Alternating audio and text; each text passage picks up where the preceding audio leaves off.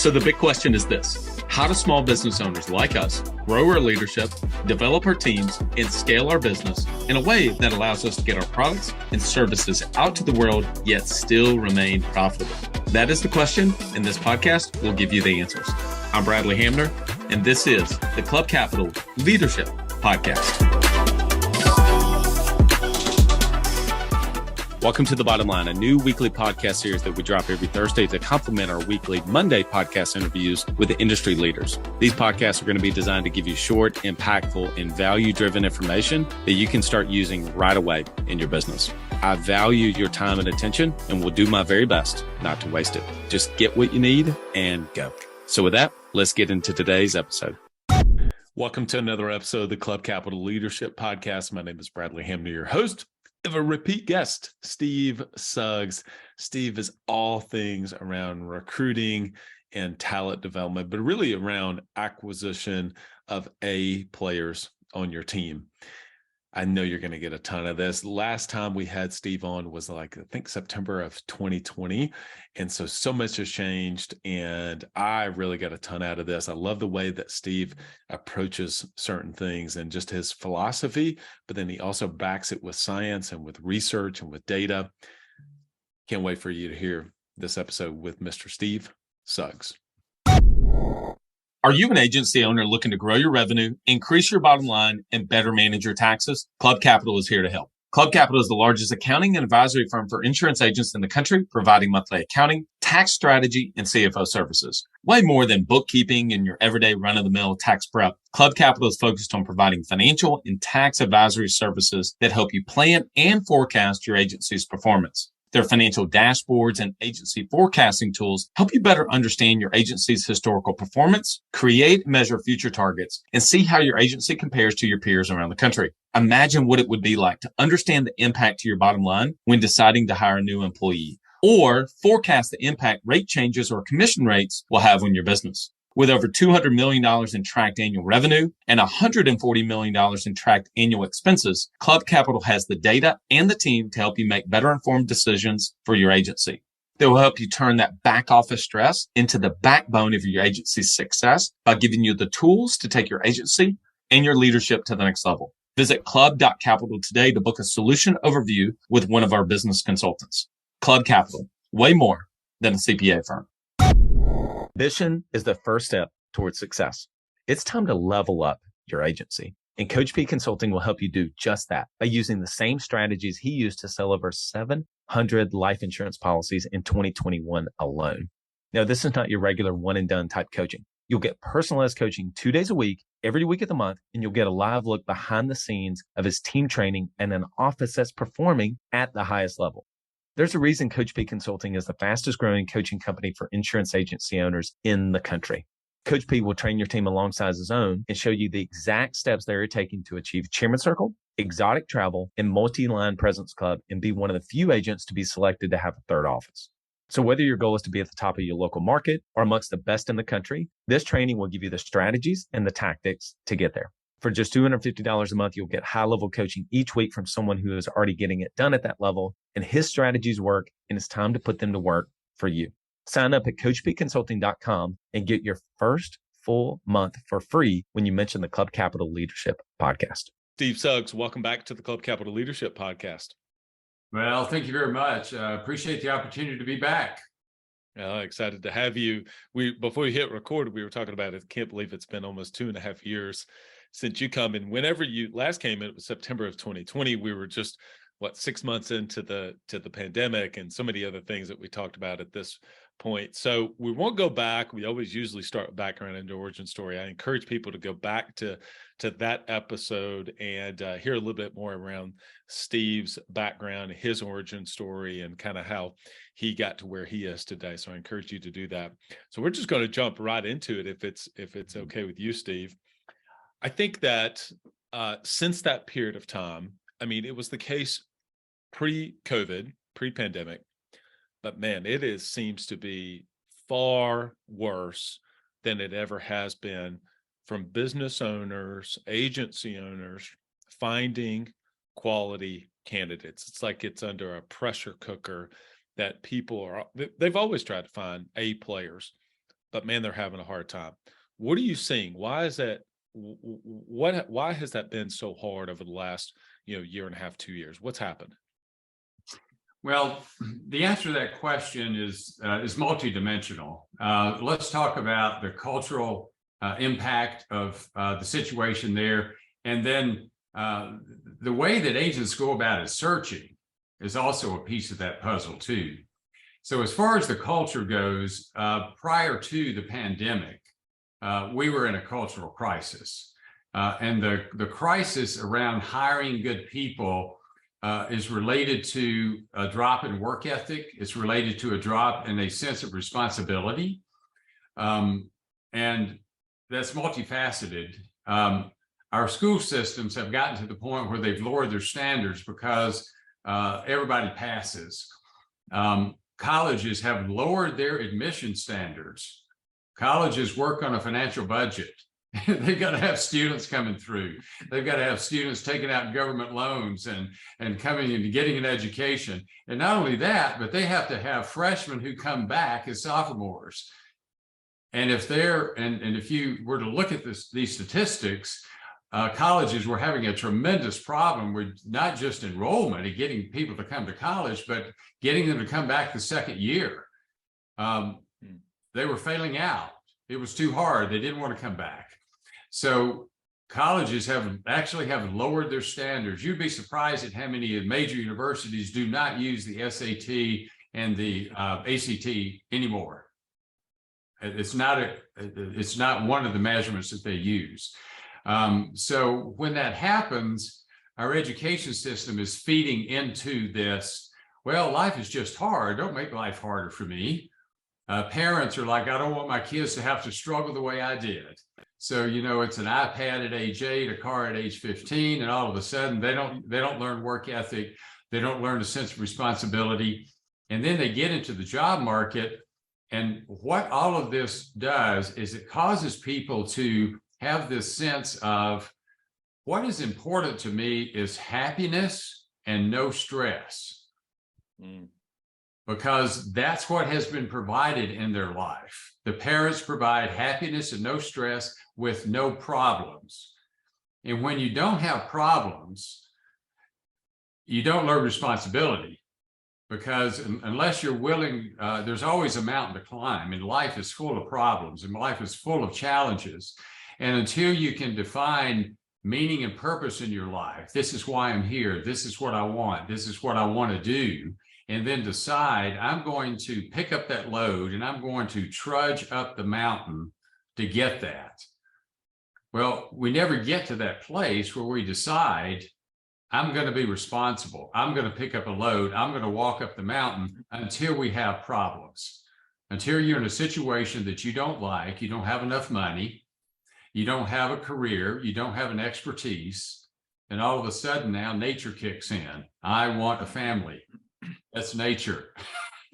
If that wasn't nature, we couldn't procreate. So the desire to procreate causes everybody to start making these decisions of bringing other people into the world, and they create this immediate responsibility. Okay, I have these people that I need to take care of.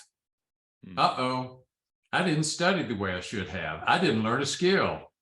So all of a sudden now they're faced with going out there and trying to get a job unprepared. They don't have a skill. They don't have work ethic. They don't have a sense of responsibility. And you get the crisis that we have today. A lot of people looking for a lot of jobs. They don't have a skill. They want a lot of pay. They don't have work ethic. They don't have a sense of responsibility. Now throw a worldwide pandemic into that.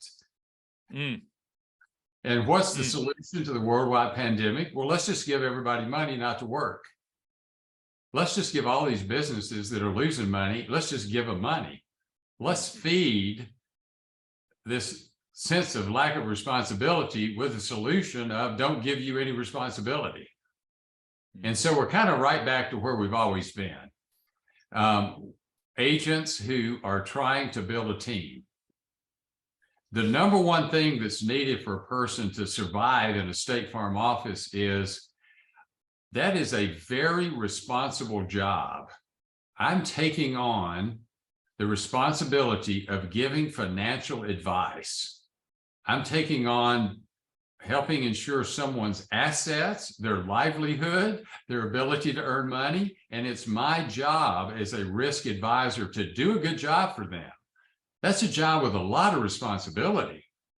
And not only that, but I want to hire you as a salesperson. By the way, I want you to go to find enough strangers every day who will allow you to be their risk advisor. So it's the hardest job in the world because of that responsibility of helping that agent build a clientele. And it's also very difficult because it's a responsible job. I was talking to an agent today, and he was describing this candidate. This guy really loves music. And I asked him more questions, and finally I said, okay, this is a 28-year-old whose passion is performing in bars. And he lives at home with his mother. Okay. You want a risk advisor. You want him to sell 35 raw new apps, 5 of those life insurance. He said, yes. This guy has no responsibility. Yeah. You want him to come into the most responsible job. And so he said, well, now that you put it that way, so we have to learn how to measure all of that, but we also have to learn to be realistic about what the job is. And the reason it's hard to find people is because the crisis that we have in America and because of the type of job this is. Now, your question was, why is it hard? Okay. Yeah. Some answers to that. That's the answer to that. I think everybody is like, preach, Steve. This everybody agrees with you on 100%. I think that absolutely you summed up the pressure cooker that we're under. And so the question then is, well, now what? Well, now what do we do? Okay, because I mean, we as a small business owner, I can't go out and change society, right? I mean, I'm not going to be, as much as I would like to, I'm not going to be able to do that. So what do we do? Yeah, I don't want to be that guy that just gave you bad news and not give you a solution. Okay, you'll turn the podcast off. Okay, I already knew that, Steve. So step one, admit that that's the situation. Admit, okay, that's what I'm dealing with. So let's work the problem. Let's not wallow in it. Let's work the problem. Realize that the job that you are recruiting people into is one of the hardest jobs in America. It doesn't matter if it's sales, it doesn't matter if it's service. Those service people have got to be able to pivot and bring in some revenue, bring in some additional revenue.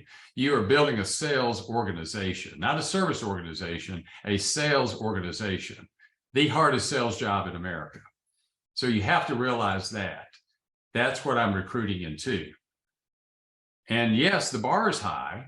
It's not because you set the bar high. The situation sets the bar. You just have to live in the reality of that situation. When that bar is set, and we have to realize, okay, most of the people who are going to apply to this job, they're wanting safety and security. They're wanting happiness and free time. And they don't want any stress because of what we just talked about. And there's another reason. If your company has done a really good job at branding your company has name recognition, and that's great for making sales, but it's a detriment when it comes to the reason people are applying for the job. Because see, they see your company name and your branding as safety and security. You need to have your insurance here. They've done a good job with that branding. Well, this is not a safe and secure job. This is pay for performance. I need you to be willing to accept a lower pay and earn the rest of that pay. And that's the reality of the market in which they are applying. This is an industry that's pay for performance. It's an industry where it lacks safety and security. Most of your candidates are seeking safety and security, so get ready to say no a lot. And so and to be able to say no a lot, you need two things. One, you need a variety of sources of where you're finding people. And number two is you need a good system and process that teaches you, first of all, well, what do I need to measure? And then how do I measure that? What tools do I need to measure that? And what skills do I need to measure that? So would you like me to talk about this finding candidates topic for a second? Yeah, absolutely. But before we get into sources, because I definitely know people struggle with that, as they say, okay, this makes a lot of sense. And they even do the hard work of understanding. They buy into the philosophy, the mindset. They do the hard work of putting together a system, a process that's repeatable. But then they say, okay, well, now I've got to be top of the funnel. How do I get more candidates into the top of the funnel? Because everybody seems to be hiring. Everywhere I go, it's now hiring. And the pay, by the way, continues to go up. I don't know if in Tennessee you guys have a Buc-ee's, but I've shared this with some business owners recently. I took a picture of Buc-ee's gas station in Athens, about 45 minutes away from here. They just opened up, and starting pay is $17 an hour to work at a gas station. Yeah. The assistant managers make $125. The general manager makes $250 plus bonuses. Now, granted, I understand that's, those are the biggest gas stations, but but my point in telling you this is that a pizza franchise owner in the area, he owns currently 16, will own close to 40 by the end of this year. It's Marco Pizza Franchises, said that gas station coming in, the radius, that has really put a tremendous amount of wage pressure on his drivers and what he has to pay, because people are looking at that even if they don't go to work there. Now, what does this have to do for us? I think it has everything to do, because there's wage pressure of like, not only do I have to find great candidates, but also how am I going to be able to afford them? So I've got to be able to source this from different places. I don't even know really where to begin. And I think that's a great next place for us to be able to go, is like, what are the variety of sources I find people, Steve? Yeah, well, if you're working 2,000 hours a year, which is about the average, that's $34,000 a year. Yep. And if your base pay for a salesperson is $34,000 a year, that's what you're competing with. So you got to find people who are not looking for safety and security. They're looking for an opportunity. Okay, so when you think about sourcing, it's important to think about what the job is and what might attract someone to that job. Let's talk about sales first. The right personality for sales, and we've done years of research on this, 45 years of research, and it always comes out the same. You need extroverts. Well, that's obvious. You need people who work faster than that impatient analyst. Yeah, well, that seems obvious, but it's true. You need people who aren't going to get paralyzed by details. You need people who are relational and positive. Okay, those are hardwired personality traits. 45 years of research behind that. Okay. Well, those same people who have that personality, because of the nature of their personality, they're not looking for safety and security. So if you realize that, then all of a sudden this $34,000 base is not as big of a challenge. They're not looking, you're not competing with Buc-ee's for that person. What you're competing with is your willingness to stop doing the easy thing to go find those people. You're competing with yourself. The agents that I talk to who keep saying, I can't find people, I can't find people, I can't find people, they're using Career Plug only. And I said, well, keep using Career Plug and you're going to get about the same number of quality candidates you're always getting.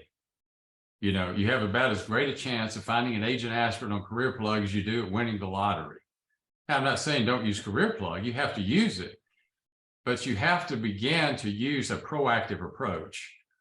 And the proactive approach that we teach is that you're looking for that very entrepreneurial, fast-moving extrovert. Enterprise Rent-A-Car has the strongest recruiting program out there. I sat down with the head of their recruiting. I learned about what they do and how they do it. It is robust. It's not as selective as it used to be, but they try to be selective. They're recruiting people into their manager training program, automated data processing. They're such a large company, and they're a B2B sales company, and they sell payroll to organizations. They're such a large company. ADP is the information that the government uses to calculate unemployment data. That's how big they are. And they provide a lot of the data where all of our economic forecasts are being made. And then their biggest competitor is Paychex. You can go on LinkedIn and find everybody who works at Paychex, who works at ADP, who works at Enterprise Rent-A-Car. That's step one. You can do that, go on there and try to get in contact with those people and tell them, I have a sales manager training program that will eventually teach you and train you to own your own business.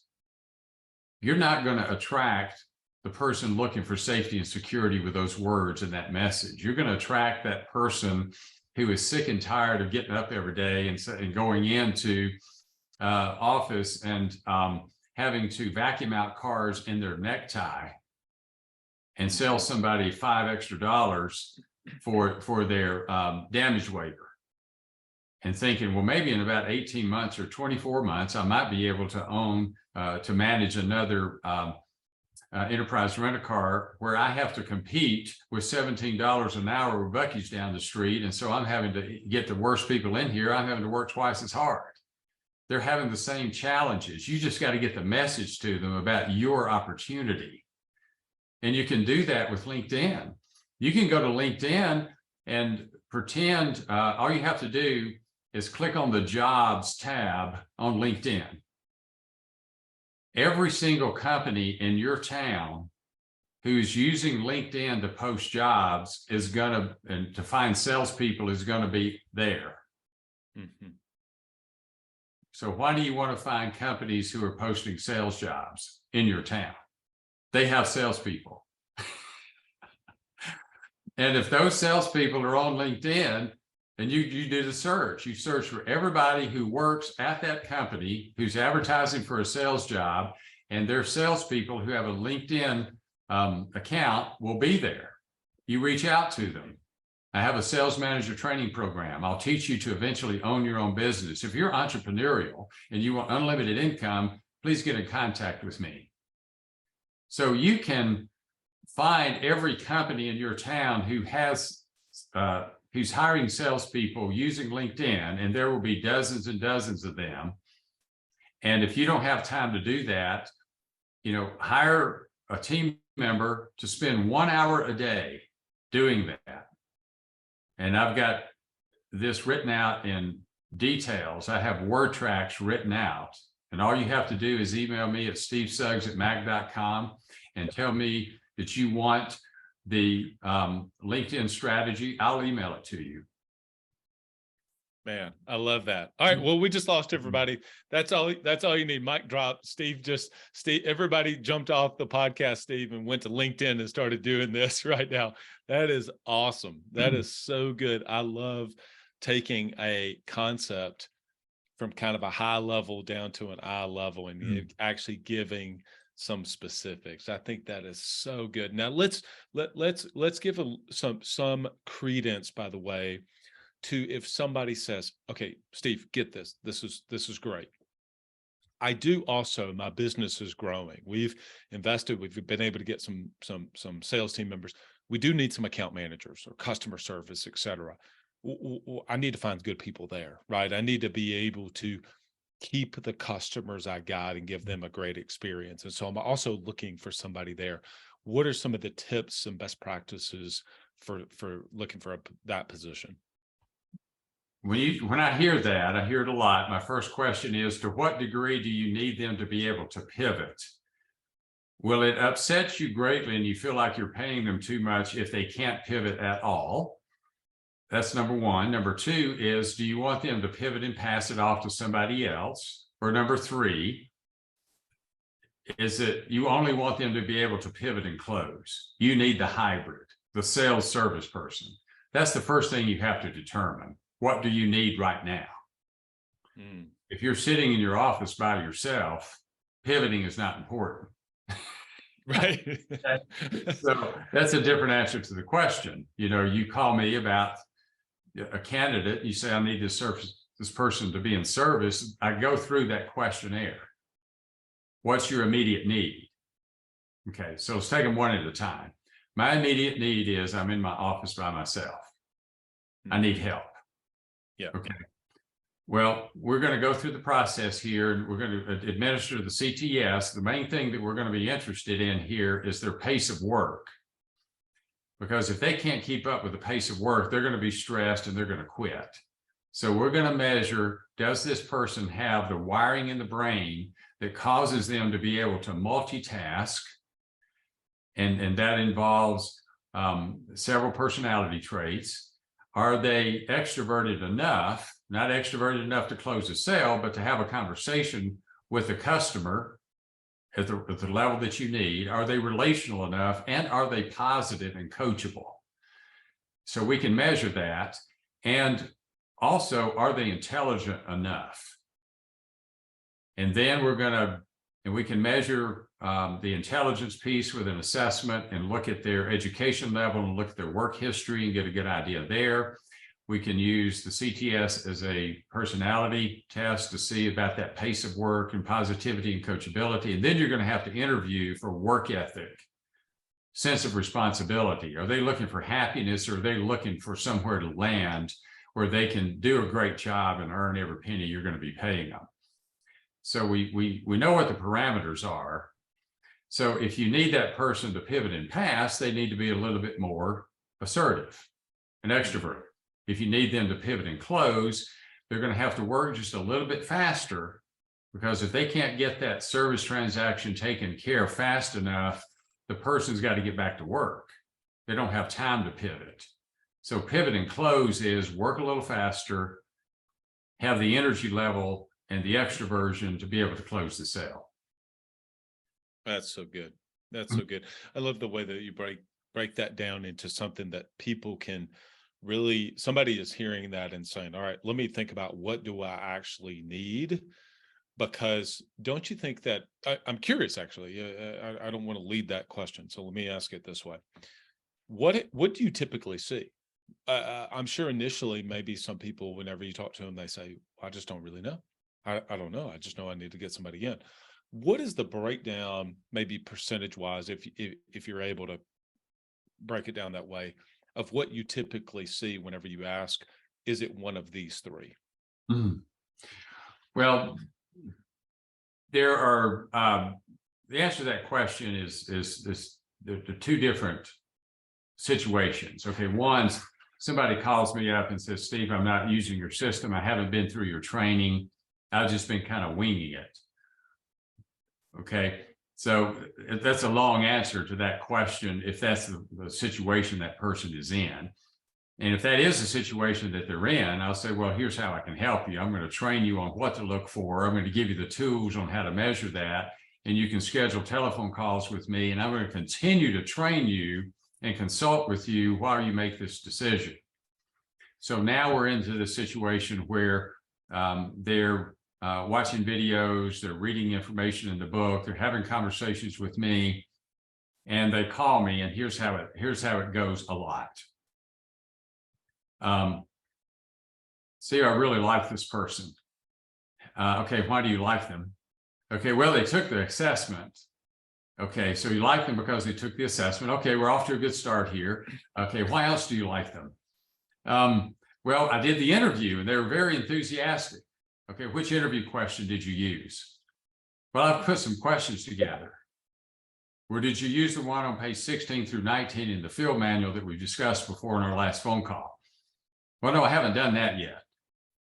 Okay, so you've asked them some questions that you put together. What do your questions measure? Well, I'm not sure. Well, that's what we call an unstructured interview. You got some information and you reacted emotionally to that information because you really need somebody. So we've got to back up, and we've got to take the emotion out of this. We've got to engage the logical side of your brain. Okay, turn to page 11, 12, and 13 in the field manual. And there I have listed the things that you're trying to measure. And there's a scorecard on a scale of 1 to 10. By the time you make this decision, you want to have spent enough time with them in the interview using these structured interview questionnaires where you're going to learn about their work ethic, their honesty, their sense of responsibility, their passion for the job. Do they treat people well? Are they coachable? And are they money motivated? And how fast they work? Can they take rejection? Can they handle the pace of work? And this scorecard, you're just going to simply look, are they honest? 1 to 10. Are they hardworking? 1 to 10. Are they responsible? 1 to 10. You're going to follow a system that'll help you score them out. Now you're making a decision with enough information so you measure your risk. Nobody's perfect. You want to know what is the risk of me giving this person $3,000 a month and my time and training and disrupting my team. And so that's the training process that we go through. But most of the conversations start out with, why do you like this person? Well, they keep calling me. Their deadline motivation is 5. Their analytical is 95. Okay, will you like them if they do 3 quotes a day instead of 8? Well, no. But they keep calling me back. I said, okay, let's review this again. I mean, I'm serious. My job when people call me is to coach them to look at the truth. Them calling you back doesn't mean they can sell. Yes. Okay. Yes. They're better than the other 3 candidates doesn't mean they can sell. They're a slow-moving, insecure introvert. Well, they've been working at T-Mobile for 3 years. Well, this is not T-Mobile. How many customers get in their car, park in front of your office, and come in and say, I'm ready to buy automobile insurance on that car I just bought? That's T-Mobile. I need a phone. I'm here. Hook me up. Totally different. Totally different. So I think about this from a business owner's perspective about just making any decisions in the business, about working to not make decisions when you're emotional and removing the emotions from it and being able to see it for what it is. And this is just one example of that. Somebody goes to a conference, they go to a meeting with others, they get around high performers and they're just fired up. I'm going to go hire 5 people and I'm doing it all at once, because they're on an emotional high. Conversely, you just lost 2 people. They quit over the last 2 weeks. So now you're scrambling, right? And I think that ultimately you're just advocating being able to have a systematic approach that allows you to be able to see it for what it is and not selling yourself or convincing yourself that someone is a fantastic candidate when the facts are staring you right in the face. It says, this is just, they may be a great person, but they're just not the best candidate for you at this point. Is that fair? I want to add something to that. Okay. Agents became agents if they came through the system where they had to prove something before they could get an agency. Many of them had to prove they could sell. Selling is a skill. Needs-based selling is a skill. If you don't learn that skill, then you're not going to hit the parameters 50 apps a month and 10 of those life insurance that will get the eyes of a sales leader who needs an agent in their territory. So you got to learn a skill to become an agent. Well, the number one skill that you need as an agent is the skill of building a team. You've got to get good at selecting people. It's a skill. It involves knowledge, it involves tools, it involves practice, but you've got to get good at it. And some agents decide, okay, I'm going to get good at that. I work with a lot of agents who say, this person in my office, I'm going to make them good at that. Yes. I talk to a lot of office managers. They're doing a better job than the agent because they're not emotional. You know what they care about? I'm going to be seeing this person every day. I'm going to be working with them. I want to make a good decision here. I don't care how bad you need somebody. You know, and then there's some other resources out there where you can maybe hire consultants to help you out. You can get us to help you out. But the key here is there's a certain level of skill that you've got to acquire, or you're never going to get good at selecting people. Another thing you've got to get good at is you got to get good at coaching. Now, if you look at the big agents, you know, out of 19,000 agents, you know, there are probably just a small handful of those individuals. All they are is the CEO of a big organization. They've got other people coaching, they've got other people hiring, but that's not most of the people who are watching this video. You're an agent with somewhere between 3 and 10 team members, and it's your responsibility to coach, it's your responsibility to hire. Those are two skills you've got to get: coaching skills and hiring skills. And you've got to get good at it. It's so is it fair to say, I think that I just want to add that you're using skills very purposefully, meaning nobody that you maybe look up to that is in your peer group or somebody you aspire to be just was born with that. They have acquired those skills either through somebody mentored them, or they were in an organization that somebody like showed them the way to be able to do it. But it's a skill that everybody can acquire if they take the time and they're diligent about actually wanting to get better and acquire those skills. Is that fair? Because they're actually born with the antithesis of those skills. The antithesis is, I want to like you, and if I like you, I can coach you to do this because I can do it. I can do it. It can't be that hard. I can coach you to do it. See, that's the antithesis. We're born with that. These agents are entrepreneurs. They're winners. They're go-getters. I can teach anybody to do this. No, you can't. It takes skill to do this. And in today's world, it's you have to come to this crisis point in your life where you say, okay, I'm not good at this. I'm going to get good at it. How do I get good at it? We'll train you to do it. We'll consult with you while you do it, because it's not easy to get good at it. Because you get good at it, you have a strong team, you don't do it for a year, then you get bad at it again. No, I mean, I've said a lot, you know, look, there's a reason 96% of small businesses don't say their 10th birthday. Business is really hard.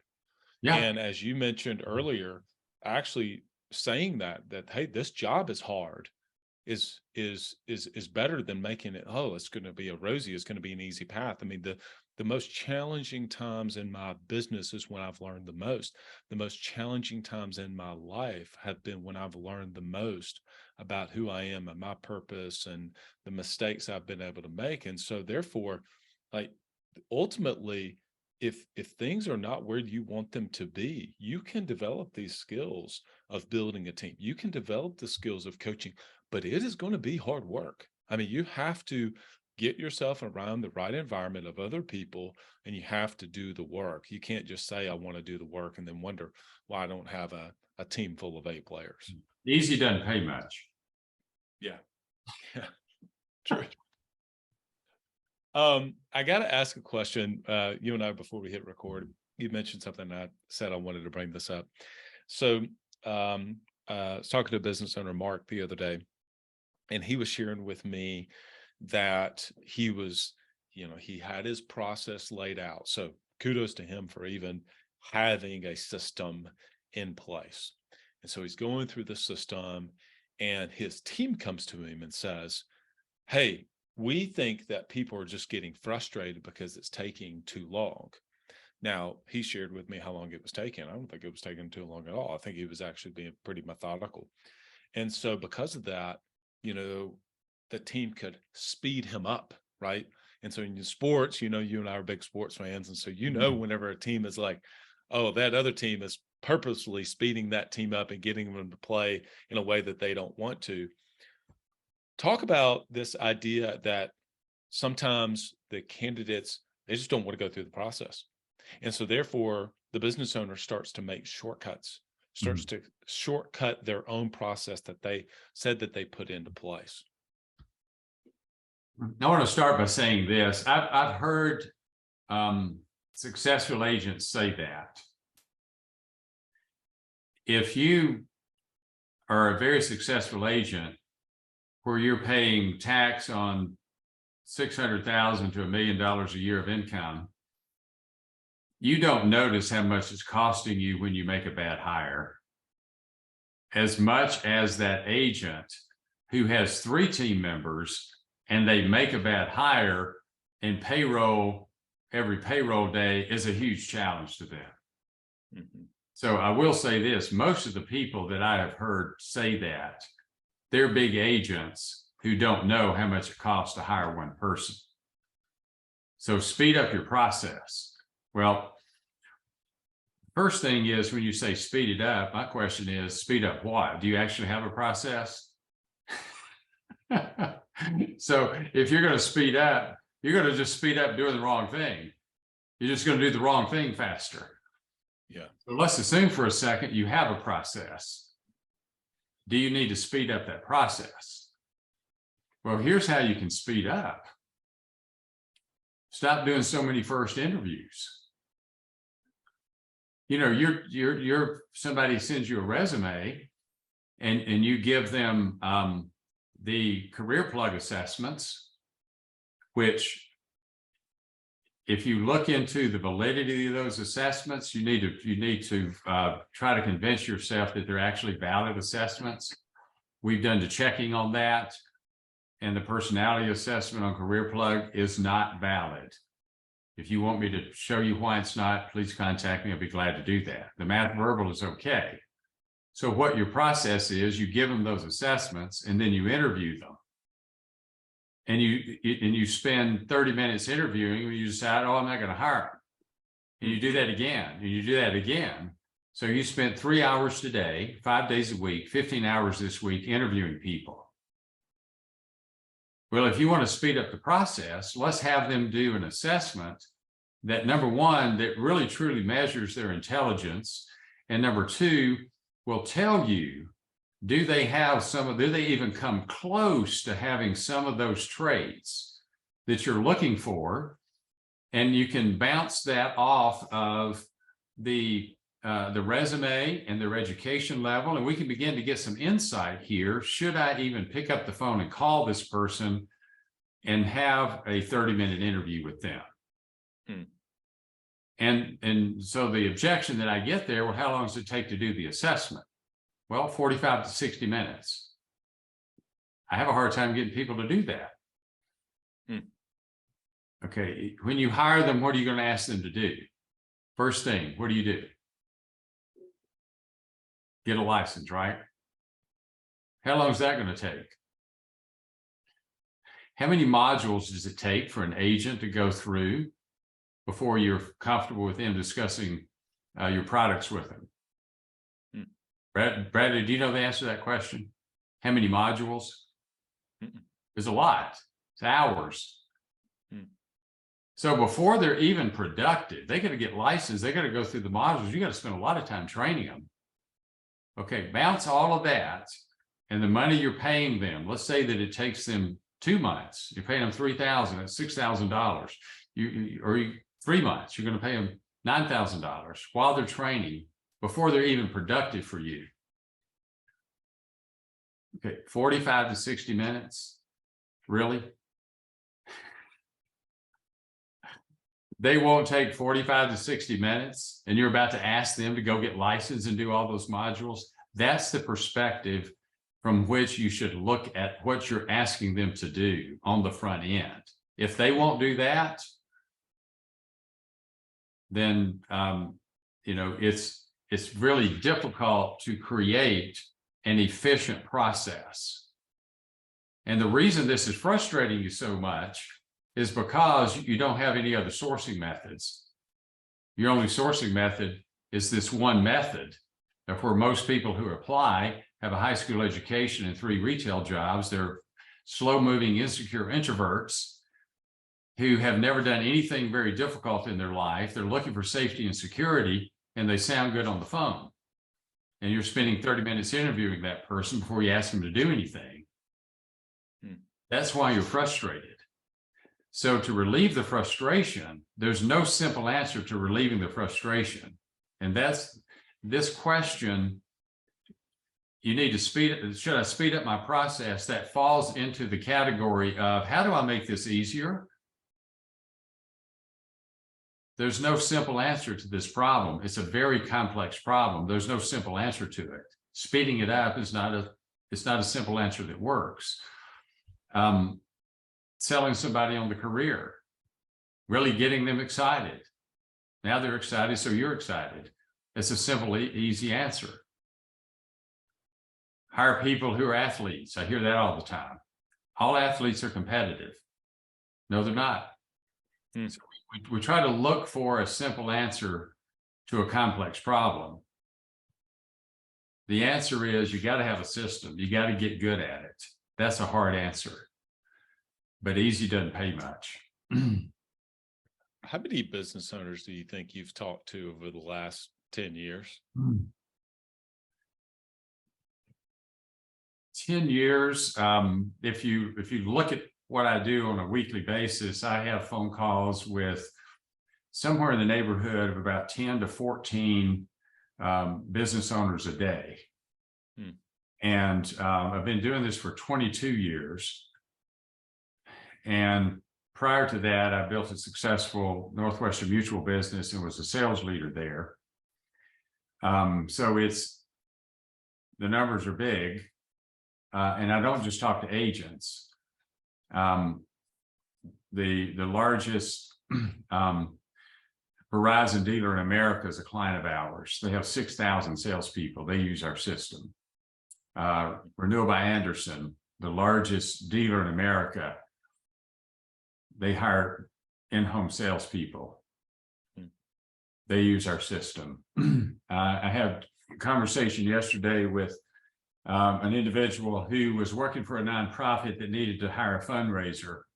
Last week, I had a conversation with a business owner who remodels restaurants. And they come in, and so that they can decrease your downtime, they have this very efficient process of gutting and rebuilding very, very quickly. This is a well-oiled machine. They need project managers who are expert project managers and have the personality that'll fit in with the existing team. So it's a variety of conversations. You know what I think it is? I think it's, I think that oftentimes we can get in our bubble and we think that we've seen a lot or had a lot of candidates and spoke to a lot of people. But I think at the end of the day, whenever you realize your company, but you yourself, but then your company, the number of people that you all have put through your system, it's hard to not trust the data, right? It's not about gut. I've just got this gut feel. It's like, well, we've got the data on thousands of this, millions of people. This system's been around 45 years. It's millions. Wow. I mean, are we gonna, it's like, am I gonna go off of my gut whenever I've talked to 6 people, and I've ran through, I've had 12 conversations and I'm exhausted. I'm like, I don't know. Just can't find anybody good because I've talked to 12 people, and sometimes it's probably not even 12, right? It's like 2 versus, no, this is a huge hire. I did a solo episode, Steve, called Smashing Rolexes. And it's on that exact concept of how much, if you've got and I did it on an example of a $50,000 employee, but I mean, really the math works out even if you're paying them $3,000 to $4,000 a month. I mean, in 90 days, all in cost, right, from all the things you do, you're somewhere between $10,000 and $15,000. Well, I can tell you that's the cost of a new Rolex Submariner, whether you're into watches or not. The point is that people can understand, like, yeah, this is the cost of a new Rolex. Well, if that person flakes out because you made an emotional decision, you just went to the jewelry store, bought a Rolex with your company money, and then 90 days later took it out back and smashed it. And then you just do it again. Well, nobody would ever in their right mind do that. But you're so right, is that we don't see the cost that way because it's getting ran through payroll. And yet it's really, I would hate to know how many Rolexes I've smashed over the years because I didn't follow a process. I was emotional in my decision-making, sped up the process. I didn't go through the right steps. I didn't ask the right questions. I didn't assess them using the right things. I just made all the mistakes in the book. So, Steve, you're a wealth of knowledge. I've learned so much today. Every time I talk to you, I pick up notes that I learned along the way, and I've talked to you a number of times. So I've got one thought. Do you mind if I mention this one thought? I think I'd like to close with this, if that's okay. Please. Absolutely. Okay. The word is competence. You've got to become competent at recruiting. Okay. We live in a hierarchy. The world is built on hierarchies. When I'm talking about a hierarchy, somebody that's at the top of the hierarchy, I'm not talking about Vladimir Putin, who's at the top of a hierarchy because he got there by killing people. I'm not talking about those kind of hierarchies. I'm talking about hierarchies that are built by people who are successful because they're honest, they treat people well, and they've built a great business because of their character and who they are. Well, there's one thing that caused them to get to the top of that hierarchy. It's competence. We live in a world of competence hierarchies. It's well studied. It's not power hierarchies. It's competence hierarchies. So the people that are at the top of those hierarchies, they've done it because they have an incredible skill and have gotten really, really good at solving the problems of their business. And below that competence, they treat people well. And then below that, they have the natural innate personalities that kind of match up with that because it means they can do that very well without a lot of stress. And they're very, very honest. So it's competence, it's conscientiousness. And so my closing comment here is it's critical to become competent at solving the problem of building and coaching a team. I love it. That's so good. Well, people are going to want to reach out to you. How can they connect with you? You obviously shared they're going to want to pick up the LinkedIn playbook. How can they do that? How can they connect with you and the team and learn about? I mean, they want that coaching, they want that consulting, they want to be able to find out about the assessment to use. How can they do that? Steve Suggs at mac.com. Easy email address to remember. Just send them an email. We'll get connected there. If you want to jump on my calendar without even sending me an email, go to salesmanage.com/contact/Steve. You can put that on the screen later, and you will see my calendar app there, and you can pick a time. I'll be glad to talk with you and visit with you. Awesome. Steve, appreciate you. Hope to have you. We will have you back on in the future. Got so many other things I'll ask you about, but I'll save it for our next conversation. Appreciate you. My pleasure. Thank you very much. Take care. Man, so many good things from that episode with Steve. So what were some of the key takeaways for me? I think number one, whenever you talked about being able to get it from a variety of sources, casting a wide net, which, by the way, hey, that's what Autopilot Recruiting is able to help you to do. Steve and Autopilot Recruiting certainly know each other very well. And then have a system and a process.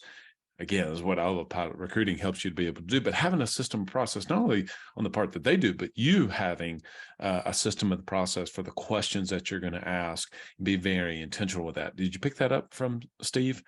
It's not just winging it. You may say, okay, I'm going to do a 15-minute phone interview, and then I'm going to do a 30-minute Zoom interview, and then I'm going to do a 1-hour in person, then I'm going to bring them in for a day, a shadow day, and then I'm going to do one more final interview. I'm going to do references. Okay, whatever. I just rattled off some sort of a process that you may have. Okay, point is, great, awesome. You got the structure in place. What is the question? What are the questions you're going to ask? Are you being intentional with the questions versus are you winging it? Now, look, I prepare for these podcasts, but a lot of the times I'm not winging it. I don't want to give that off that impression, but I'm definitely wanting to try to be engaged. So I'm not too over prepared. But in an interview setting, it's really easy because you're so good at talking to people. And so many of you are good at sales. It's so easy to just, well, I can just sell them on the job, or maybe you're selling the wrong person on the wrong job. Maybe they're not the right fit versus, this is Bradley speaking. I think there's a time and a place that it does flip, that there's, like, in your mind, you get to a place that says, this is who I'm bringing this person on. I'm hiring this person. And so now it almost comes into recruitment to where you're really recruiting them to come be on your team. But I think initially you're trying to figure out, wait, is this person going to really be the right fit culture for us, et cetera? And then again, that's not Steve, that's Bradley saying that I think that there's a moment where you have kind of done all the things you need to do to check all the boxes. You've not skipped steps. You've followed the system and the process. You've sourced from a variety of different places. You've casted a wide net. You've gotten a lot of different people that you've spoken to, and you said, this is the person that I'm not going to smash some Rolexes on. This is an A player I want on the team. Now you got to go about actually recruiting them, which, honestly, all of you can really do that. You do that really well, is selling people on the vision that you have for your company. Loved having Steve on. So many great big takeaways. I mean, that was just one of them.